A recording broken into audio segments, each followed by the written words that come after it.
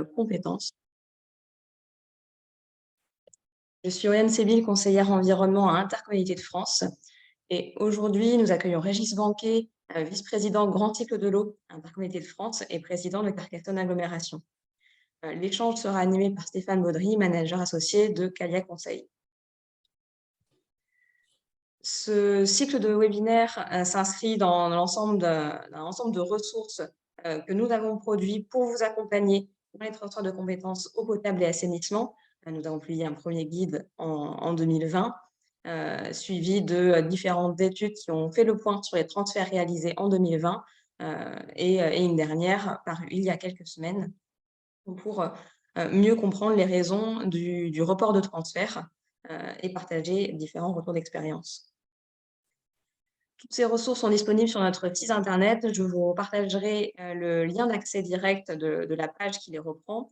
Vous y retrouverez également les replays et les supports des 3 webinaires précédents.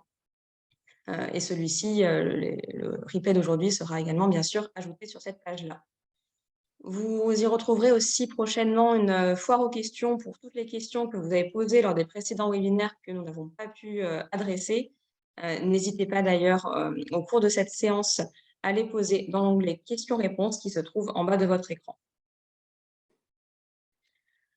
Pour rappel, le transfert de compétences eau potable a déjà été effectué dans 48% des intercommunalités au total et dans 56% pour la compétence assainissement collectif. Vous retrouverez ces différents graphiques dans l'étude publiée récemment sur les transferts de compétences. Quelques éléments également sur les 3 premiers webinaires pour vous indiquer un peu qui était là et quelles thématiques ont pu être abordées. Plus de 300 personnes ont participé à ces différentes sessions, près de 9 sur 10 représentants des communautés de communes, mais également 4% de communautés d'agglomération, signe que le transfert soulève encore quelques interrogations, notamment sur la partie financière. 16% des participants étaient des élus et 40% de ces élus étaient maires ou présidents, signe que le transfert de compétences eau potable et assainissement est un sujet important, transversal pour les intercommunalités. Parmi les questions posées, certaines ont déjà été adressées lors des précédents webinaires, mais nous pourrons y revenir aujourd'hui dans les facteurs de réussite de la prise de compétences. Les questions relatives au financement des actions préparatoires pour le transfert, notamment les études, la valorisation du temps passé par les élus avant le transfert, comment ce temps peut être valorisé, comment gérer la question des excédents ou des déficits budgétaires dans les services avant le transfert, et un certain nombre de questions également portées sur la pédagogie et le travail de conviction à faire à destination des élus. Je laisse la parole maintenant à Stéphane qui va pouvoir aborder le sujet de notre webinaire d'aujourd'hui, les facteurs de réussite de la prise de compétences. Merci Oriane. Donc, c'est à moi de partager, c'est bien ça le document. Alors, vais-je y arriver sur Zoom? Voilà, partager l'écran. Excusez-moi pour cette mise en route. Voilà, donc moi je vais très rapidement, après une introduction, une mise en contexte, avoir le plaisir de passer la parole à Régis Banquet, qui en tant que grand élu et représentant d'Intercommunalité de France, a pas mal de choses à nous dire sur notamment toutes les consultations auxquelles il participe en ce moment, précisément sur les sujets de la gouvernance de l'eau. Donc, Régis Banquet étant au front pour les intercommunalités de France. Ce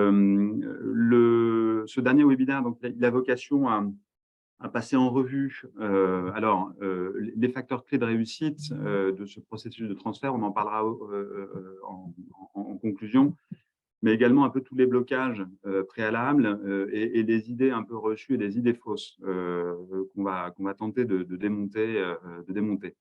Et avant ça, rappeler quand même les éléments de contexte. Donc, on est bien géré dans les suites de la loi Nouvelle organisation territoriale de la République, dont L'objectif affiché était la rationalisation et la cohérence de l'organisation des services d'eau en France, avec une volonté, j'avais très clairement affiché, hein, d'une prise de compétences communautaire dans les domaines petit cycle d'eau, l'eau, après avoir transféré la GEMAPI grand cycle de l'eau.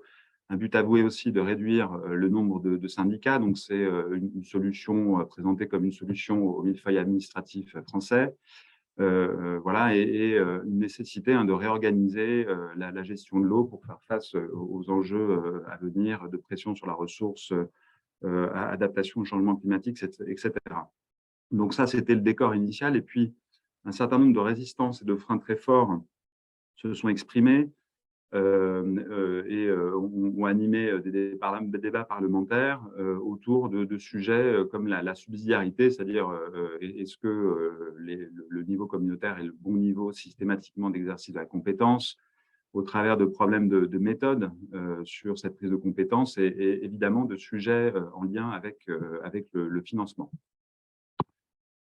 Sur ce, eh bien, cette fronde, entre guillemets, a conduit à un certain nombre d'assouplissements traduits au travers d'un certain nombre de lois, Ferrand-Fesneau et dernièrement la loi 3DS, qui ont apporté des assouplissements, je dirais, très, très concrets à la mise en œuvre de ces transferts de compétences, notamment avec le report, hein, de la prise de compétences des communautés de communes au 1er janvier 2026. C'est sur ce sujet-là que nous sommes mobilisés au travers de cette série de webinaires.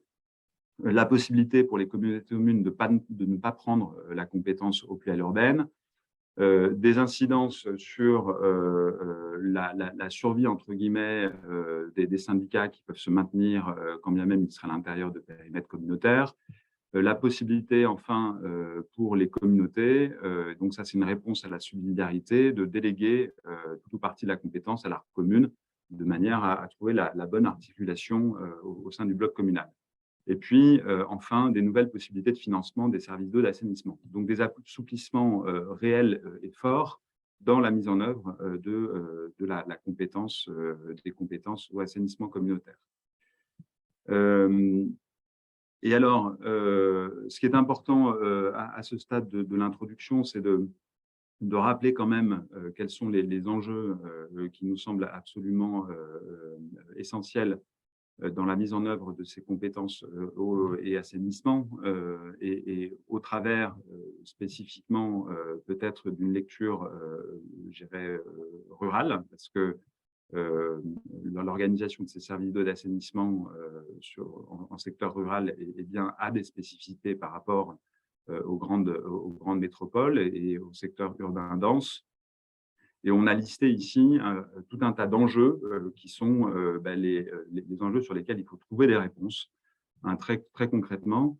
Alors, il y en a une première série qui porte sur les enjeux financiers qui sont la nécessité de garantir l'autonomie financière de ces services d'assainissement et d'exprimer un peu la vérité des coûts. Là, je pense évidemment aux situations où c'est une partie de la fiscalité locale qui finance ces services d'eau d'assainissement. Il faut trouver des enjeux, et ça, ce sont des enjeux évidemment récents, confèrent le choc énergétique mondial, des enjeux d'inflation des coûts qui sont des vraies problématiques auxquelles sont confrontés les services d'eau et d'assainissement actuellement. Et puis un enjeu également, toujours sur le plan financier tarifaire, de solidarité et de péréquation entre les territoires. Ensuite, deuxième série d'enjeux, les enjeux environnementaux, avec évidemment un impératif d'économie sur la ressource qui se traduit par la question des rendements de réseau, mais également par celui de la sécurisation de l'alimentation en eau sur les territoires, des interconnexions. Et là, on est très directement confronté aux épisodes de sécheresse de plus en plus précoces et des interrogations que portent les élus actuellement sur la façon dont ils vont pouvoir assurer voilà, les livraisons d'eau auprès de leur population en toutes circonstances. Et dans ces enjeux environnementaux, il y a évidemment également la préservation des milieux aquatiques avec l'enjeu des rejets. Et donc là, on parle essentiellement de l'assainissement. Et puis, on a également des enjeux sociaux. C'est la capacité des populations à accepter les prix qui sont pratiqués avec des augmentations qui parfois sont conséquentes. On sait que pour un ménage moyen français, une facture d'eau, c'est 0,8 ou 1% de son budget. Mais évidemment, plus cette population est précaire et plus la part de la facture d'eau, qui est un bien essentiel, est importante. Un autre enjeu, c'est l'accessibilité de ces services à l'ensemble de la population, notamment avec le déploiement de nouvelles offres comme la télérelève, etc. Et enfin, un problème extrêmement important qui sont les conflits d'usage. Vous avez entendu parler ce matin dans les médias, à la radio, des manifestations qui vont se préparer dans les Deux-Sèvres concernant les grandes bassines. On est en plein dans le sujet des conflits d'usage. Alors moi, j'ai une première question à adresser à Régis Banquet. Là, on a un panorama un peu large de ces enjeux et on va revenir à la question de la prise de compétences en secteur rural et donc pour les communautés de communes pour le 1er janvier 2026. Est-ce que ces enjeux-là que je viens de lister, dans le cas rural, il vous semble effectivement, de par votre expérience d'élu, confirmer, amplifier et en quoi ça constitue effectivement pour vous le ferment de tout ce qui doit se faire de manière un petit peu urgente. Et pour répondre à cette question, donc on va pouvoir passer en revue à nouveau ces enjeux et les réponses qui sont d'ores et déjà disponibles. Voilà, et les enjeux, les enjeux qui sont qu'on va pouvoir un petit peu développer. Donc voilà, Monsieur Banquet, pour commencer, sur les enjeux financiers propres aux territoires ruraux, qu'est-ce que vous pouvez nous dire un peu de ce sujet et des différents points qui ont été évoqués? Alors, sur l'ensemble de ces enjeux, que vous soyez sur je dirais le financier, l'environnemental, le social, etc., les enjeux sont très forts dans les territoires ruraux, je dirais même plus forts que dans les territoires urbains. Quand on est en urbain, on a une surface je dirais, financière qui permet je dirais, de faire à la fois l'entretien et les investissements nécessaires parce que bon, on a suffisamment de consommateurs. Et souvent, on a suffisamment de surface financière pour sécuriser la ressource sur ces métropoles, même si aujourd'hui, on est plutôt en difficulté sur la raréfaction de la ressource. Mais il n'empêche que ces problèmes de raréfaction de la ressource sont encore plus pointus et sensibles en secteur rural. Donc aujourd'hui, on a en France un grand principe qui est l'eau paye l'eau. Or, je dirais que dans beaucoup de petites communes, de petits syndicats, etc., ben, souvent l'eau ne paye pas l'eau. C'est-à-dire que c'est le budget général qui vient suppléer le budget de l'eau, ou parfois même dans des très très petites communes, la politique de l'eau est intégrée carrément au budget général. Et donc, c'est la fiscalité qui vient compenser, je dirais, le manque de financement de cette compétence eau. Donc, aujourd'hui, on est face, je dirais, à un enjeu majeur pour au moins les 20 prochaines années autour de la problématique de l'eau dans sa globalité. Et moi, je suis convaincu d'une chose, c'est qu'on ne pourra pas seul, je dirais, quelque part, bien arriver à surmonter tous ces défis. C'est en se regroupant, en étant ensemble sur un territoire, donc sur des bassins de vie, donc sur des intercommunalités, en principe, que l'on pourra bien engager, je dirais, des stratégies qui permettront de surmonter tous les défis qui vont se présenter dans les mois et les années qui viennent. Et ces défis, ils sont nombreux. Ils sont nombreux, ce sont à la fois des défis de solidarité territoriale. Alors, quand je dis solidarité, c'est la solidarité bien évidemment financière avec des péréquations, etc. au niveau d'un territoire, par exemple chez moi. Aujourd'hui, on est dans une convergence tarifaire qui fera que d'ici 2-3 ans, eh bien, tous les usagers de l'eau payeront le même prix pour le même service. Il y a quelques années, j'avais des communes qui étaient à 7, 8, 10 euros le mètre cube et d'autres qui étaient parfois à 1 euro. Et bien évidemment, les travaux, après, je dirais un diagnostic territorial, les travaux étaient importants à réaliser dans les communes qui avaient des coûts très très bas. Et donc, ceux qui avaient des tarifs au mètre cube qui étaient relativement élevés ne supportaient pas et ne voulaient pas et n'acceptaient pas que les travaux soient réalisés dans les communes où le tarif de l'eau était très très bas. Et donc, ça générait des débats vifs, pour ne pas dire plus, avec des oppositions qui parfois étaient très très très virulentes. Aujourd'hui, depuis qu'on a voté cette convergence tarifaire de façon à avoir une solidarité sur le territoire au niveau financier, eh bien, quelque part, c'est l'urbain qui vient faire la solidarité pour le rural et nous pouvons réaliser tous les investissements sans que ça crée de débats au sein de l'Interco. Et c'est des exemples tout bêtes, mais ça fait par exemple 20 ans qu'une commune de 45 habitants, 50 habitants souhaitait faire une station d'épuration. Elle avait la garantie à la fois de l'agence, à la fois du département, etc., d'avoir 80% de subventions.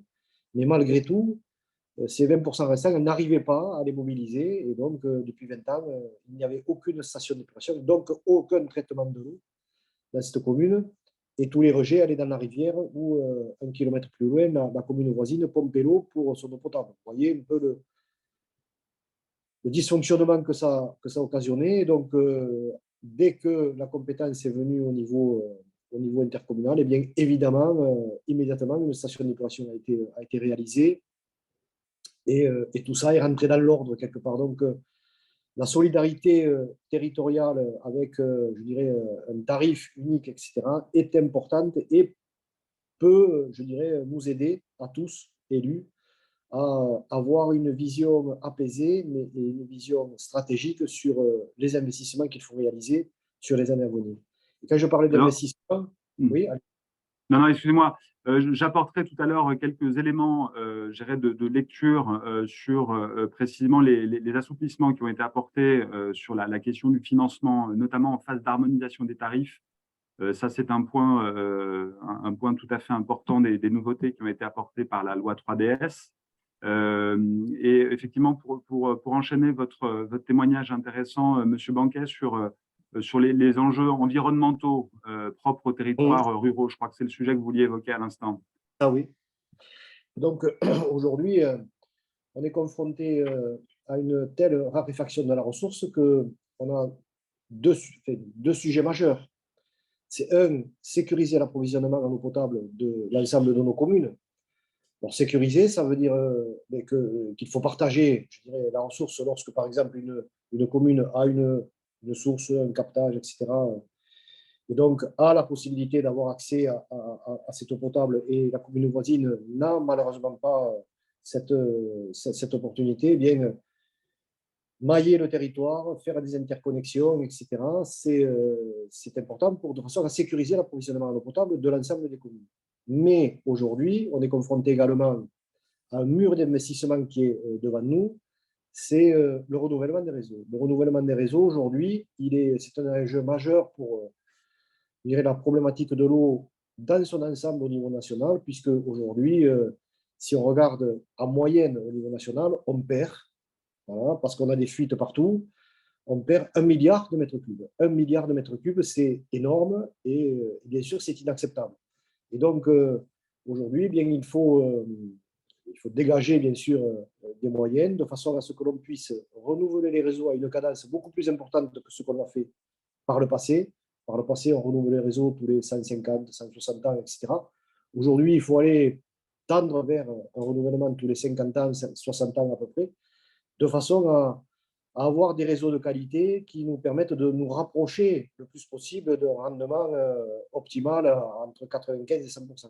Aujourd'hui, on est autour de 75 et 80% et ce n'est pas suffisant puisqu'on perd donc 1 litre d'eau sur 5 et cette perte dans les fuites, dans les réseaux, bien, elle est préjudiciable pour toutes nos collectivités, nos communautés que nous devons sécuriser en matière d'approvisionnement en eau potable. Donc, ça, c'est extrêmement important. Et ce mur d'investissement, ça représente en gros un effort qu'il faudrait faire de 3 milliards d'euros par an pendant plusieurs années pour bien rattraper le retard que nous avons sur le renouvellement de ces réseaux. Donc, c'est un enjeu majeur des prochaines années. Et cet enjeu majeur, eh bien, il faudra ce défi, il faudra là aussi le surmonter. Et je suis convaincu que là aussi, c'est en se regroupant, en étant, je dirais, unis autour d'un projet territorial que l'on pourra faire en sorte que à la fois les sécurisations par de l'interconnexion et à la fois le renouvellement des réseaux puissent amener, je dirais, une économie d'eau nécessaire et indispensable pour puiser moins dans les ressources, que ce soit des nappes phréatiques ou de nos cours d'eau. Donc voilà, aujourd'hui, on est confronté à cet enjeu qui nous oblige et qui, quelque part, ne sera pas relevé si nous restons isolés dans notre coin et dans notre commune. C'est une problématique qu'il faut résoudre collectivement, et pour la résoudre collectivement, bien, il faut se regrouper au niveau des bassins de vie, au niveau des intercommunalités pour arriver à surmonter ce défi-là. Sachant qu'il y a, vous l'avez dit au travers de cet enjeu de solidarité, évidemment derrière la politique de l'eau, un enjeu ou des enjeux sociaux extrêmement importants. Donc, enjeux économiques, vous en avez parlé, enjeux environnementaux également. Il y a des enjeux sociaux, puisque l'eau est un bien, je dirais, à usage multiple et partagé. On parlait tout à l'heure des conflits d'usage, qui va être une pratique de plus en plus marquée avec la raréfaction de l'eau. Et donc, la question que je me pose, c'est, mais vous l'avez déjà évoqué au travers de vos propos, c'est finalement en changeant d'échelle de gestion, comment est-ce qu'on répond mieux à cette question du partage, et comment est-ce qu'on répond mieux aussi à la question de la proximité. Alors, ça qui est un sujet souvent évoqué par les élus récalcitrants au transfert de compétences, c'est la perte de proximité, et qu'on peut bien comprendre.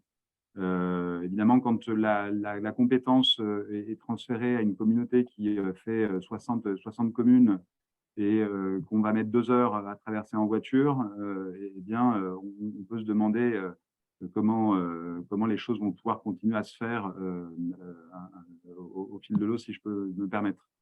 Donc là, est-ce que vous avez quelque chose à dire là-dessus? Oui, alors ça, puisque vous me parlez de proximité, moi je vais vous donner l'exemple de ma collectivité. Carcassonne-Aglo, aujourd'hui, c'est 83 communes. Il faut plus d'une heure, une heure et quart, pour passer de l'est à l'ouest et du nord au sud. Mais tout n'est question que d'organisation. À un moment donné, quand on parle de proximité, la proximité, elle se construit. Elle se construit même à l'intérieur d'une communauté de communes ou d'une communauté d'agglo. Cette proximité, aujourd'hui, par exemple, alors là, je sors de la problématique de l'eau, mais cette proximité, on va vers nos concitoyens, par exemple avec les maisons France Service, qu'on implante partout sur le territoire. Eh bien, le service de l'eau chez moi, c'est un peu pareil. J'ai bien sûr le siège de l'agglomération est bien sûr sur la ville de Carcassonne, mais au-delà, j'ai des antennes un peu partout de façon à conserver cette proximité. Et je vais vous donner un exemple. J'ai un territoire, c'est un petit écrin dans les Corbières, on fait du bon vin dans les Corbières. Et ce petit écrin, c'est 12 communes pour 1200 habitants. Vous voyez la taille des communes. Et ce petit écrin, eh bien, lorsque, en 2013, on a choisi de transférer cette compétence au niveau de l'agglomération, toutes ces communes étaient vent debout contre ce transfert. Les maires étaient en colère, nous ont même caché les clés des châteaux d'eau, muré les portes. Enfin, bon, c'était folklorique, comme on peut être folklorique dans le sud de la France. Aujourd'hui, je peux vous dire que les 12 maires sont les plus fervents supporters du transfert de compétences vers l'agglomération parce qu'ils se sont rendus compte que bien, quand on organise les choses de façon à être réactif et en proximité, eh bien, on a des résultats qui sont souvent meilleurs que ce qui se passait précédemment. Précédemment, mais moi j'ai un maire qui me dit, mais à l'époque, à 3 heures du matin, on me réveillait et il fallait que j'aille réparer une fuite. Bon, il le faisait parce que c'est dans sa passion, dans son ADN, d'être au service de sa population. Mais aujourd'hui, il est largement soulagé par nos services d'astreinte, etc., qui sont en capacité, dans les minutes qui suivent, je dirais, l'appel. Alors, on n'est pas comme au SAMU à réagir dans les 10 minutes ou 15 minutes, mais c'est moins d'une heure, hein, c'est 15 à 20 minutes de réactivité qui nous permet d'être sur place, d'être à l'endroit où il y a le problème pour réparer, etc. Et donc, l'organisation des services fait que cette proximité, elle a été conservée. Et il n'y a pas de raison qu'elle ne soit pas conservée lorsqu'on organise ces services de façon à ce que le territoire, autant il faut le mailler et l'interconnecter avec des réseaux, et bien autant il faut le mailler avec ces services de façon à être au plus près des problèmes de réseau qui peuvent survenir sur l'ensemble du territoire. Si on centralise tout, il se passe ce qui se passe aujourd'hui en France. La France est très centralisée. Je ne vais pas faire un débat politique, mais si on décentralisait davantage au niveau de notre pays, peut-être que la France marcherait mieux. Au lieu que toutes les décisions se prennent à Paris, si elles se prenaient peut-être sur les territoires, ça serait beaucoup plus facile pour organiser l'ensemble des politiques publiques que nous organisons. Donc l'eau, c'est pareil, c'est une question d'organisation, et cette proximité, elle peut être conservée. Après, sur le sujet proprement social, il y a deux sujets sur le social. Il y a le sujet, bien sûr, eau, bien commun, bien précieux, mais qui doit être disponible pour tout le monde, même les plus en difficulté socialement. Donc là, il y a des possibilités de mettre en place des tarifications sociales, de mettre en place des chèques euros, ça dépend, je dirais, les territoires. Et il y a des initiatives de ce côté-là qui sont intéressantes et qui peuvent permettre bien aux familles qui sont le plus en difficulté d'avoir quand même accès à des tarifs relativement réduits à l'eau nécessaire à l'équilibre de la famille. Donc, de ce côté-là, bien, c'est un travail qu'il faut mener avec l'ensemble des élus et des partenaires, je dirais, et des citoyens pour arriver à trouver le bon curseur au niveau de cette tarification sociale de l'eau. Mais ensuite, il y a aussi les conflits d'usage. Vous avez soulevé je dirais, ce qui aujourd'hui est le débat le plus aigu et le plus sensible au niveau du partage de l'eau. Il est hors de question, enfin pour moi, hein, il est hors de question qu'on en arrive à une guerre de l'eau parce que aujourd'hui, chaque usager, alors je prends les usagers dans leur ensemble, il y a l'agriculture, il y a l'industrie avec l'industrie centrale nucléaire et les usages domestiques. Tous ces usagers, tous ces usages bien, doivent se parler. Et de toute façon, on est condamné à une chose, c'est d'arriver à un consensus et à un équilibre. Sinon, eh bien, on arrivera à des conflits. Et ces conflits d'usage débouchent in fine sur des manifestations qui sont très tendues et qui en arrivent parfois à l'extrême, c'est-à-dire comme on a vu, nous, en Occitanie, à la mort de certains manifestants. Donc, il est hors de question d'en arriver là. Et il faut que, d'ores et déjà, que ce soit au niveau national ou que ce soit au niveau local, les usagers se mettent autour d'une table pour débattre. D'abord, s'entendre et se comprendre, parce qu'il faut que les gens se comprennent pour pouvoir arriver à trouver des solutions et essayer de trouver des solutions, donc faire des efforts pour que eh bien, les autres usagers par rapport aux usagers que l'on défend puissent aussi bénéficier de cette ressource. C'est pour ça que, par exemple, sur mon territoire, j'ai organisé déjà, c'était l'année dernière, des assises de l'eau. Il y avait plus de 300 personnes qui étaient présentes à ces assises-là, avec tous les types d'usagers, tous les types je dirais de populations représentées, que ce soit des collectifs, que ce soit des citoyens, que ce soit des consulaires, etc., ou des syndicats agricoles, etc. Et tout le monde travaille aujourd'hui à résoudre les problématiques du pas assez d'eau. On le sait, on n'aura pas assez d'eau pour fournir l'ensemble des usages qui aujourd'hui sont en cours sur notre territoire. Et donc, il faudra faire des efforts de sobriété, que ce soit dans l'usage quotidien, nous, les premiers, dans nos vies quotidiennes, il faudra faire des efforts de sobriété, comme on l'a fait sur l'électricité et l'énergie en novembre-décembre. Il y a des efforts de fait et à faire de l'agriculture pour bien consommer moins, modifier le type de culture que l'on fait. Par exemple, éviter le maïs de semence qui est très consommateur en eau pour faire d'autres cultures, par exemple.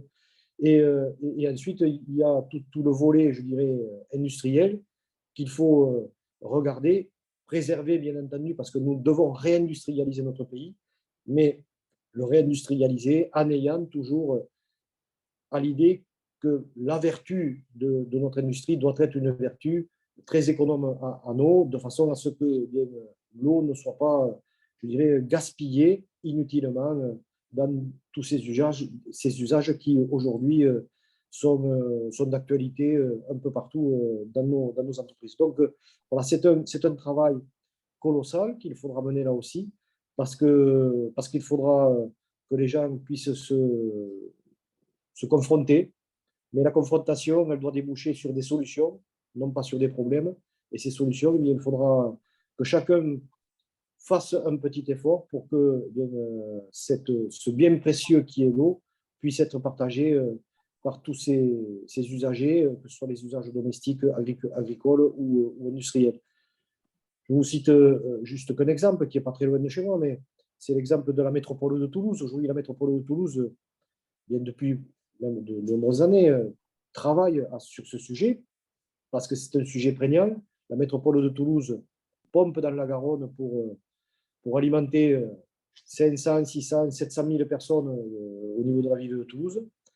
Eh bien, il y a de moins en moins de neige dans les Pyrénées, il y a de moins en moins de réserves dans les Pyrénées, et donc la Garonne baisse d'année en année.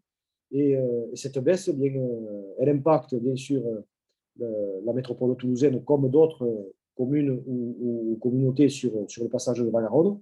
Et malgré tout, il faudra continuer d'accueillir des populations, leur fournir une eau potable de qualité et faire en sorte que, bien, par exemple, les industries qui sont sur le linéaire de la Garonne ne soient pas pénalisées par ces économies d'eau. Donc, c'est un enjeu qui sera pas facile. C'est peut-être l'enjeu qui sera le plus difficile à surmonter, parce que chacun prêchera pour sa paroisse, c'est évident.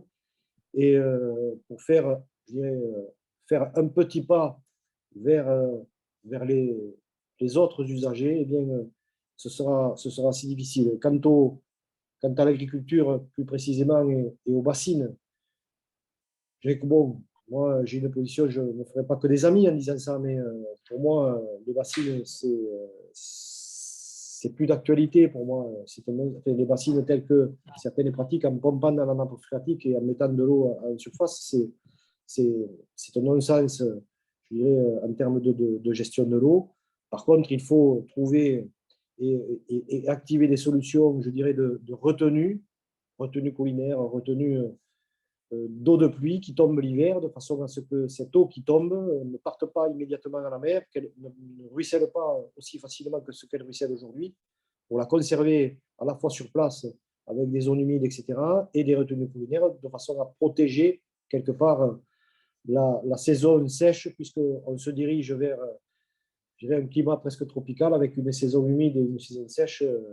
Et donc, cette saison sèche, il faut l'anticiper avec, je dirais, les réserves, si tant est qu'on puisse en faire un maximum, les réserves d'eau qui tombent l'hiver pour éviter qu'elles partent à la mer et qu'elles restent sur place de façon à la fois garantir le remplissage de nos nappes phréatiques, mais aussi le remplissage de retenues collinaires, etc., de façon à ce que bien, les agriculteurs puissent avoir aussi de l'eau à leur disposition pour faire pousser les cultures et quelque part garantir notre souveraineté alimentaire, même si aujourd'hui, cette souveraineté alimentaire sur pas mal de sujets au niveau agricole n'est pas assurée par nos agriculteurs.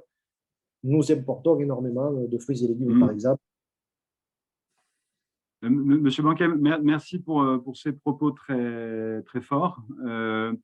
Et pour conclure cette première partie de la présentation, est-ce que vous diriez, comme moi, alors c'est un peu mon sentiment, que dans le secteur rural, puisque si on revient à notre sujet qui est la prise de compétence des communautés de communes, cet enjeu de la subsidiarité et donc de la réflexion de la bonne échelle de gestion de ces services d'eau et d'assainissement est plus forte qu'ailleurs. Parce que c'est l'endroit précisément où doit s'exprimer le plus de solidarité et où les problèmes d'eau risquent d'être les plus aigus. On sait aujourd'hui que les grandes agglomérations françaises eh bien, ont capté déjà un certain nombre de ressources. On pense à la manière dont l'agglomération parisienne et la ville de Paris est alimentée notamment. Donc là, on a des populations urbaines dont la sécurisation en alimentation en eau est sécurisée et des populations rurales où ce n'est absolument pas le cas. Est-ce que vous souscrivez ce propos, toujours dans le sens d'un prosélytisme assumé de la prise de compétence des communautés de communes? Le, le problème de l'approvisionnement et de la sécurisation en eau des communes rurales est un problème aujourd'hui relativement grave. Parce que, je vais vous citer un exemple, moi. Aujourd'hui, j'ai deux communes, une qui fait 2000 habitants et l'autre qui fait 1000 habitants, qui se touchent, qui sont mitoyennes, mais on ne voit pas la différence entre les deux communes. Il y a une commune qui a une source et donc qui n'a aucun souci en matière d'eau potable. Cette commune, c'est historique, vous savez, dans le Midi, après maintenant des sources, on n'est pas loin de ça.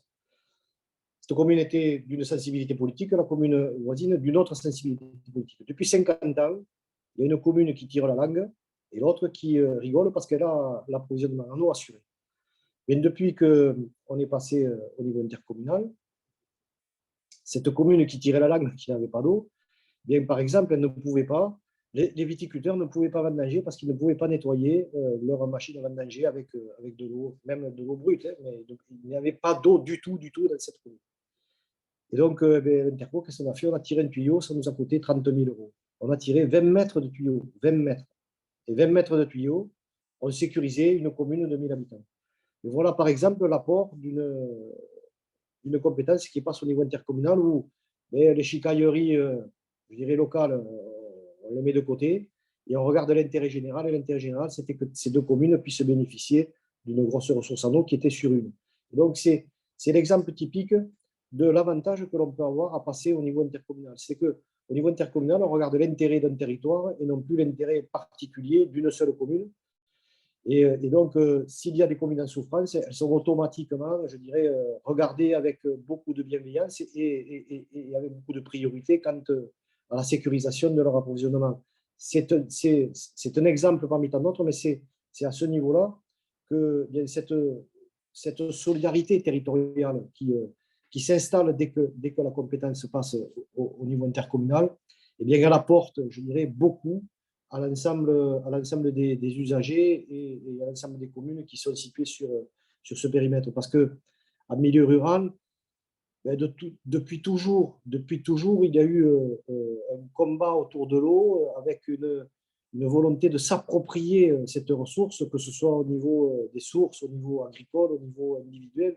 Les gens ont combattu depuis toujours cette appropriation et cette propriété de l'eau, alors que l'eau, c'est un bien pour moi qui est commun et qui doit se partager avec tous les utilisateurs. Et donc, aujourd'hui, le secteur rural, pour moi, si on n'y prête pas garde et si on ne passe pas par cette solidarité territoriale, bien, le secteur rural il sera rapidement en danger dans ces projets de développement parce que tout simplement, sans eau, il n'y a pas de développement possible, quel que soit le type de développement, que ce soit un développement démographique, un développement économique ou autre. Donc, l'eau est le dénominateur commun de tout ce qui est aménagement du territoire et développement du territoire. Et donc, Ce dénominateur commun, il faut qu'il soit partagé, il faut qu'il soit sécurisé et que sur un territoire, l'intérêt de l'ensemble du territoire passe avant les intérêts particuliers. Et ça, c'est le rôle quelque part de l'intercommunalité, de faire vivre quelque part cette solidarité. Et ce n'est pas, je dirais, en restant, je dirais, égoïste dans son coin qu'on résoudra tous ces problèmes.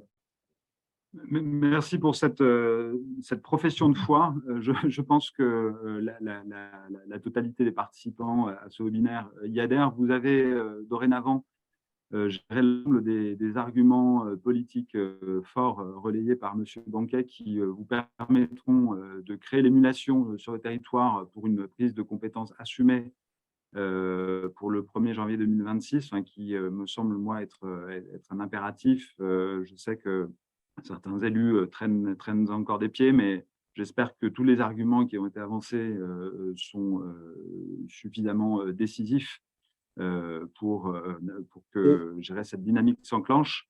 Si vous me permettez, oui. si vous me permettez d'ajouter, quand on parle de transfert 2026, ce n'est pas en 2026 qu'il faut faire le transfert. Il se construit au moins 2 à 3 ans avant. Parce que si on attend 2026 pour s'occuper du transfert, ce sera trop tard. Ce sera trop tard parce qu'il y a tout un travail d'anticipation qu'il faut mener, que ce soit sur le patrimoine, que ce soit sur les modes de gestion. Plusieurs modes de gestion peuvent cohabiter sur un territoire. Chez moi, j'ai 83 communes, 54 en régie, et le reste en DSP. Bon, voilà, ça cohabite relativement, enfin, ça cohabite très bien d'ailleurs. Il peut y avoir des débats sur le prix de l'eau. Alors, Monsieur Banquet, excusez-moi. Voilà. C'est précisément les points qu'on va évoquer là, dans la deuxième partie de la présentation. Et là, effectivement, je vais vous repasser la parole très, très vite pour que vous puissiez évoquer ces différents sujets. Parce que, donc, on a dit qu'aujourd'hui, les enjeux et les arguments, je dirais, semblent assez évidents sur la nécessité de préparer dès maintenant, effectivement, la prise de compétences. Et la deuxième partie du propos, c'était de dire que les arguments, je dirais, des récalcitrants à cette prise de compétences étaient souvent aujourd'hui construits sur des idées fausses, a fortiori depuis les assouplissements qui ont été apportés par la loi. Et donc, ce que nous souhaitions passer en revue avec vous, c'était précisément l'ensemble de ces idées fausses, de ces idées reçues qui ont conduit à l'immobilisme. J'en ai identifié 4 idées fausses. La première serait que la prise de compétences communautaires conduirait à une perte de savoir-faire et de connaissances du service. La deuxième, c'est qu'il y aurait perte de proximité. On en a déjà parlé tout à l'heure au travers du témoignage de M. Banquet. L'autre idée fausse serait que la prise de compétences imposerait un mode de gestion unique. Et la quatrième, c'est que cette prise de compétences imposerait un tarif unique immédiat et donc qu'il y aurait des mécanismes, je dirais, automatiques, je dirais, très violents qui s'appliqueraient aux élus et pour lesquels ils ne pourraient rien. Donc l'idée maintenant dans cette dernière partie effectivement de la présentation, c'est de confirmer auprès de vous, Monsieur Banquet, gérer ces idées fausses un peu tenaces au travers des échanges que vous pouvez avoir. Je sais que vous rencontrez beaucoup d'élus en ce moment, d'élus locaux, de parlementaires, de sénateurs, sur cette question-là. J'imagine que tous ces sujets sont au cœur des débats. Et donc, on va passer en revue ces idées fausses, notamment pour voir quelles sont les solutions aujourd'hui qui sont très concrètement apportées pour les contrer, et pour partager avec vous des exemples de solutions qui ont été trouvées voilà, au travers de votre témoignage, M. Banquet, ou d'autres témoignages qu'on a pu recueillir. Voilà ma proposition. Donc, concernant la perte de savoir-faire à proprement parler, est-ce que vous confirmez que ça fait partie des sujets? Alors, c'est peut-être le moins sensible des quatre que j'ai évoqués. C'est Pour pas le autant, faire qui inquiète, c'est la perte du savoir. C'est-à-dire la mémoire vivante des réseaux, où passe le réseau, etc. Aujourd'hui, toute cette mémoire du patrimoine, de la situation des réseaux, c'est une mémoire qui a été transmise presque oralement, je dirais, dans les petites communes. Petites communes, il n'y a pas de SIG, il n'y a pas de, je dirais, il n'y a pas de formalisation du patrimoine, et donc il y a un savoir qui se transmet au fil du temps. Et c'est ce savoir qu'il faut, dans les 3 ans qui précèdent, capter, formaliser et mettre en place de façon à ce qu'il n'y ait pas de perte de ce côté-là. Ensuite, le reste, savoir-faire, bien sûr, il y a de vraie professionnalisation du service. Donc là, il n'y a pas de, il y a pas de sujet pour moi. La perte de proximité, j'en ai parlé. Les modes de gestion, c'est la même chose. Donc, ils peuvent cohabiter sans aucun souci sur le territoire. Et le tarif unique, moi, la convergence tarifaire, on l'a voté en décembre 2015. Elle sera effective, enfin, le tarif unique sera effectif en 2025. Donc, ça veut dire qu'on a mis 10 ans à converger. Et donc, petit à petit, il y en a qui baissent. Alors, ceux qui baissent ne disent rien, bien entendu. Puis, petit à petit, il y en a qui augmentent. Donc, ceux-là, ils ont, je dirais parfois, un petit peu mal, parce que le prix de l'eau augmente un petit peu. Mais en contrepartie, c'est les communes qui ont bénéficié de la plupart et de la majorité des investissements. Donc, il y a un retour, je dirais, vers les communes. Donc, de ce côté-là, je ne pense pas qu'il y ait vraiment de difficultés je dirais, pour préparer le transfert pour 2026. alors, sur certains de ces sujets, alors je retiens votre observation sémantique très, très juste, perte de savoir plutôt que savoir-faire. Sur chacun de ces sujets, moi, je voulais rappeler qu'il y avait des solutions qui avaient été apportées par des évolutions de la loi. On a parlé de la loi engagement proximité, de la loi Ferrand-Fesneau, de la loi 3DS. Ils ont tous apporté des assouplissements que je vais passer rapidement en revue et qui ont été des réponses à chacun de ces sujets qui étaient des facteurs de frein. Concernant la perte de savoir, alors évidemment, le meilleur moyen d'y répondre, c'est la possibilité de se doter d'outils permettant de formaliser ce savoir et investir dans la SIG, c'est beaucoup plus facile quand on est communauté de communes que quand on est simple commune.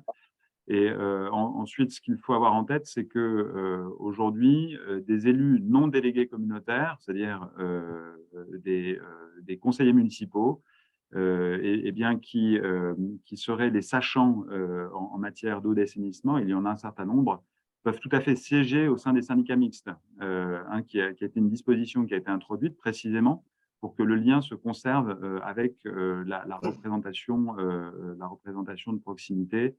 Les maires et les adjoints de petites communes étant souvent ceux qui font fonctionner les services aujourd'hui. Ils peuvent Ça, c'est siéger le premier. dans les commissions intercommunales, parce qu'il y a des commissions thématiques dans les intercommunalités, commission de l'eau, et les élus municipaux peuvent très bien siéger dans ces commissions-là qui sont en charge je dirais, de porter les politiques de l'eau. Donc, il n'y a pas que dans les syndicats, c'est même au sein d'une interco, dans les commissions, on peut intégrer les conseillers municipaux. Merci pour cette précision, effectivement.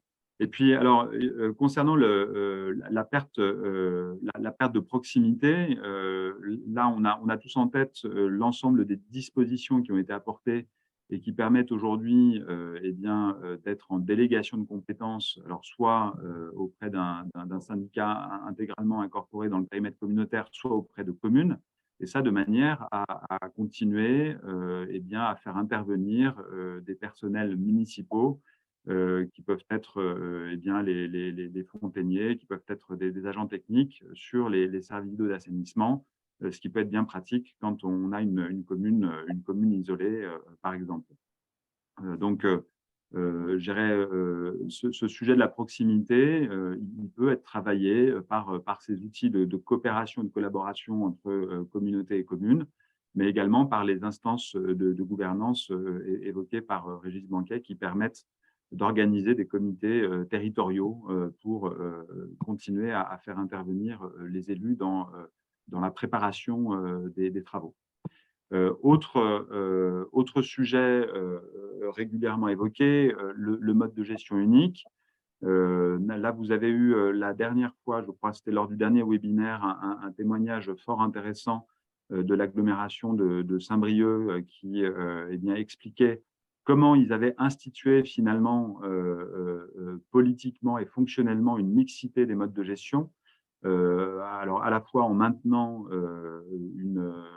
je dirais la dichotomie régie-délégation sur les territoires, mais également en obligeant dans le cadre des documents je dirais de consultation, de commande publique, en obligeant la multiplicité des opérateurs privés. Donc voilà, la prise de compétences communautaire et surtout, je dirais une opportunité finalement pour avoir un spectre de modes de gestion beaucoup plus élargi, soit dans une logique de diversification, soit dans une logique de rationalisation, soit de la délégation, soit de la régie. Donc, il faut vraiment le percevoir comme finalement comme une opportunité pour les élus pour mettre en place l'organisation qui leur semble la plus optimale. Et puis ensuite, effectivement, dernier point sur les idées reçues et qui aujourd'hui ont trouvé des contre-arguments assez forts, notamment au travers de la loi 3DS. Puisque il est évidemment faux de dire que prise de compétence égale tarif unique dès le premier jour de la prise de compétence. Évidemment, il y a un enjeu à terme d'harmonisation tarifaire, de solidarité sur le territoire, mais cette harmonisation, elle peut s'organiser dans la durée et sur des durées relativement longues. On est fréquemment sur des durées d'harmonisation qui sont de 9, 10 jusqu'à 15 ans. Et pendant cette phase intermédiaire, il y a aujourd'hui des possibilités pour qu'il y ait des dérogations à l'autonomie financière des services d'eau et d'assainissement, industriels et commerciaux, alors soit par des abondements du budget principal de la communauté pendant la phase d'harmonisation tarifaire, soit même, point qui est moins souvent évoqué, mais pourquoi pas par le financement par attribution de compensation, alors de manière dérogatoire et transitoire, dès lors qu'on a aujourd'hui des services d'eau qui sont financés par la fiscalité locale. Donc des possibilités assez étendues finalement qui permettent d'accompagner en douceur l'harmonisation des tarifs pour respecter in fine la règle d'égalité de traitement des usagers face à un service public qui, par le fait de la prise de compétences communautaires, s'harmonisera également en qualité à l'échelle de la communauté. Voilà pour ces idées reçues qui aujourd'hui n'ont vraiment plus lieu d'être. Et on va terminer précisément cette présentation et ce dernier webinaire par un peu le cœur du réacteur de cette présentation, c'est-à-dire le passage en revue des facteurs clés de succès. Et après les avoir évoqués succinctement, Monsieur Banquet, je vous demanderai de réagir pour vous ayez évidemment le mot de la conclusion, que vous nous disiez quels sont, selon vous, parmi tous ces facteurs de succès, je dirais les plus saillants au regard de votre expérience. Donc, j'ai identifié, moi, quatre grandes thématiques, quatre grands éléments clés de la préparation à cette prise de compétences. D'abord, il faut préparer la gouvernance. Donc ça veut dire évidemment porter le projet, faire porter le projet par un élu référent. Il faut une incarnation de cette problématique, de la gestion petit cycle de l'eau. L'autre idée, c'est d'avoir un chargé de mission au sein de la communauté qui puisse animer le travail, compte tenu de la multiplicité des participants et des acteurs, ce chargé de mission pouvant idéalement, en phase préparatoire, favoriser évidemment la prise de connaissance et puis, in fine, pourquoi pas, après la prise de connaissance, devenir le responsable de ces services d'eau d'assainissement. Et troisième facteur clé dans cet ensemble gouvernance, organiser la prise de décision, c'est-à-dire les instances de travail, ne pas limiter évidemment l'exercice et la réflexion aux délégués communautaires, mais y associer très largement les élus communaux, c'est absolument essentiel, les syndicats évidemment qui sont sur le territoire, mais également les autres partenaires comme notamment l'Agence de l'eau, qui est souvent d'ailleurs partie prenante financière de ces études, hein, qui sont financées à 80% par les agences de l'eau. Ça, c'est le premier point. Le deuxième, c'est il faut absolument que ce travail préalable qui prend du temps, Régis Banquet l'évoquait tout à l'heure, en fait, la prise de compétence pour 2026, elle s'organise dès maintenant. Et c'est même presque un petit peu trop tard. Enfin non, je ne vais pas être pessimiste. Ce n'est pas trop tard, mais il faut le faire dès maintenant. Il faut partager un état des lieux absolument incontestable pour que la photographie générale soit complète et reconnue par tous les acteurs, de manière à ce que le courriel du service soit identifié, a fortiori quand les charges sont disséminées ou même qu'il n'y a pas de charge parce qu'il y a une partie de bénévolat dans la manière d'exercer le service. Il faut qu'il y ait un état des lieux patrimonial. Alors là, il y a plusieurs formules possibles, hein, soit une formule un petit peu macro dans la manière d'aborder ce sujet, soit la collectivité décide simultanément à cette étude préalable de faire un schéma directeur, qui est l'approche la plus approfondie, et ça de manière à pouvoir porter dès l'étude préalable de prise de compétences une réflexion sur l'organisation des installations à l'échelle communautaire. C'est notamment ça qui permettra de répondre à la question des interconnexions et de la sécurisation en eau. Et puis ensuite, évidemment, dans ce deuxième ensemble-là d'état des lieux, il y a l'enjeu des tarifs et des excédents budgétaires dont le sort constitue à chaque fois un sujet d'échanges vifs entre élus, à savoir est-ce que ça doit suivre la compétence ou est-ce que ça peut être tout ou partie conservé par les communes. Troisième facteur clé de succès de cette réflexion préalable, l'anticipation du facteur humain avec la concertation nécessaire avec les élus locaux qui sont parfois dans un vrai processus de deuil quand on leur dit qu'ils vont devoir se séparer de cette compétence pour laquelle ils sont extrêmement investis. Il s'agit évidemment de prendre en compte les situations particulières des agents communaux. Le facteur RH est très important. Il faut le maîtriser pour pour faire en sorte que la prise de compétences soit un succès et qu'il y ait une adhésion au projet. Et enfin, donner du sens à cette prise de compétences en portant un projet, en expliquant les enjeux. C'est le discours politique, en l'occurrence, et tout ce qu'a fait tout à l'heure M. Banquet sur la présentation des enjeux. Donc voilà, l'incarnation politique là est extrêmement importante pour donner du sens au projet. Et quatrième point, je terminerai par là, il faut que cette prise de compétence soit vécue comme une opportunité à l'échelle communautaire. Il faut construire cet enjeu, cette question de l'opportunité,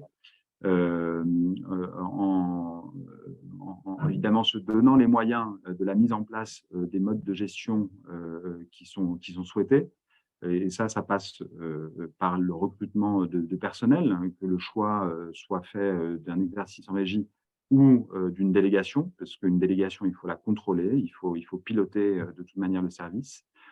Il s'agit évidemment de trouver des solutions techniques, notamment à l'échelle intercommunale. C'est l'enjeu du schéma directeur que j'évoquais tout à l'heure.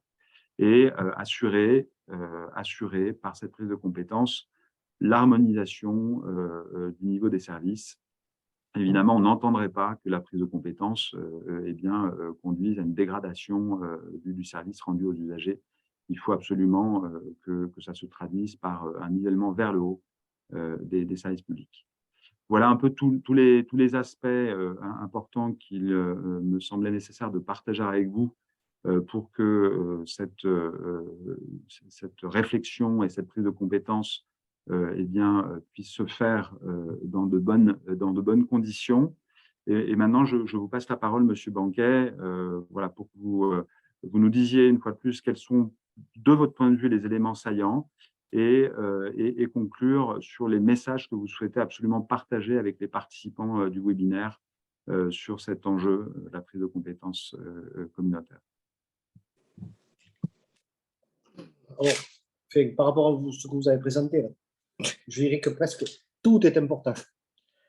Tout est important, mais je dirais pour partir du bon pied et pour arriver, je dirais, à embarquer quelque part tout le monde vers cette prise de compétences, ce qui est primordial, c'est de partager l'état des lieux et que cet état des lieux soit incontestable pour tout le monde. À partir de là, on peut commencer à bâtir. Je dirais que c'est presque cet état des lieux, à la fois sur le coût du service, l'état réel des installations, etc.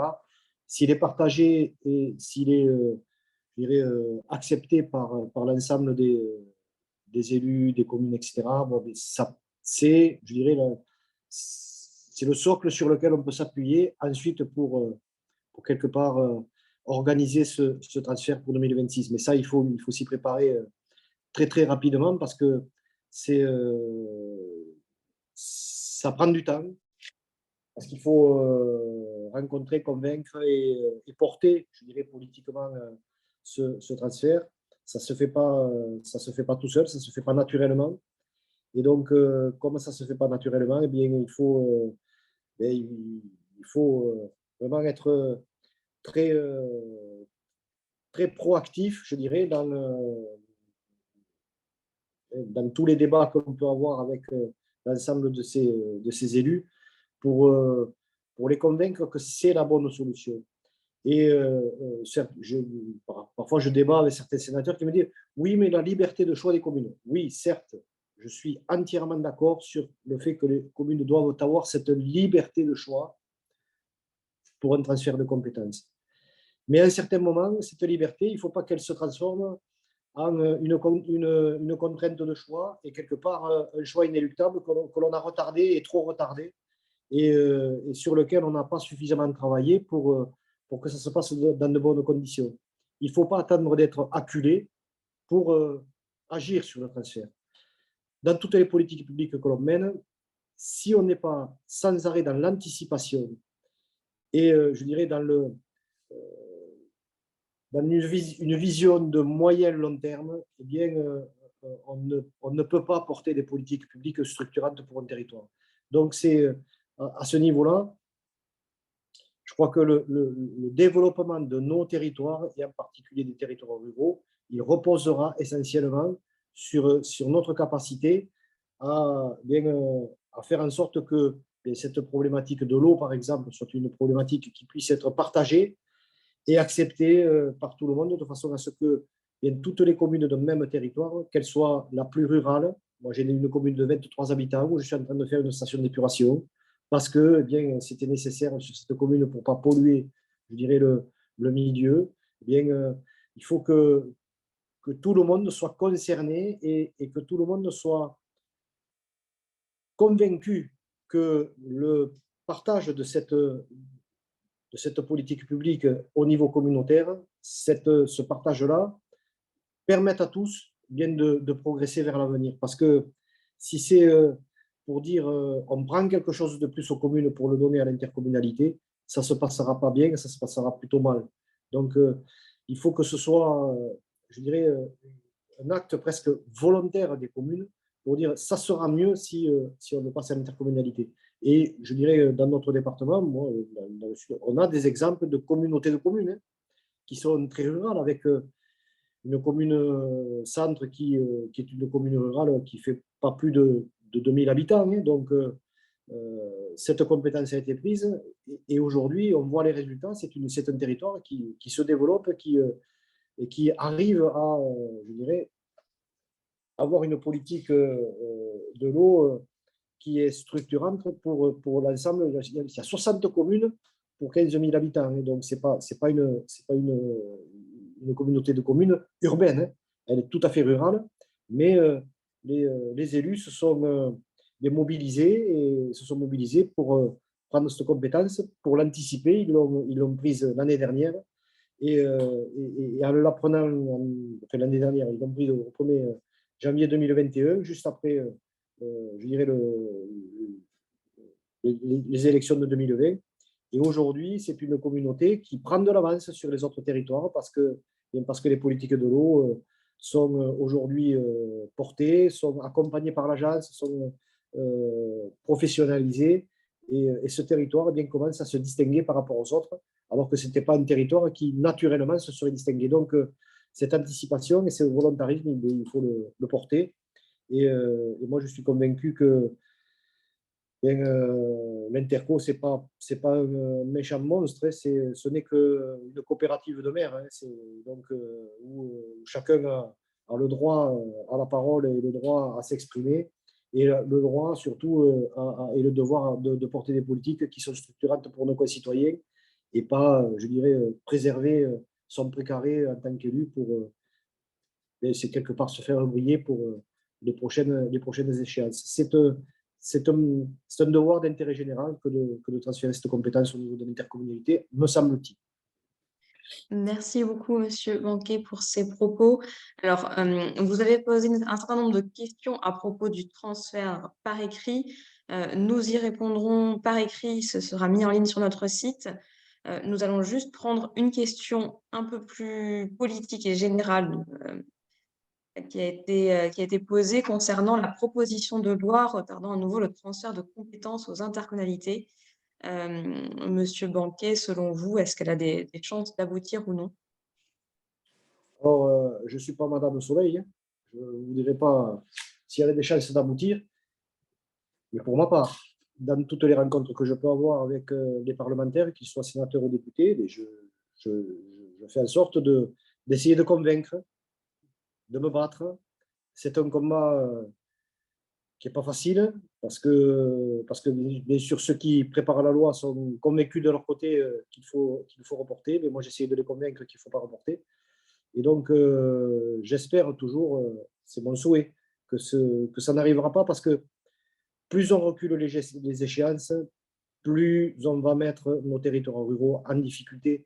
C'est ce qu'il faut que ces gens-là comprennent, c'est que si on ne transfère pas et si on ne gère pas l'eau au niveau de grands bassins de vie, il y aura des gens qui resteront au bord du chemin.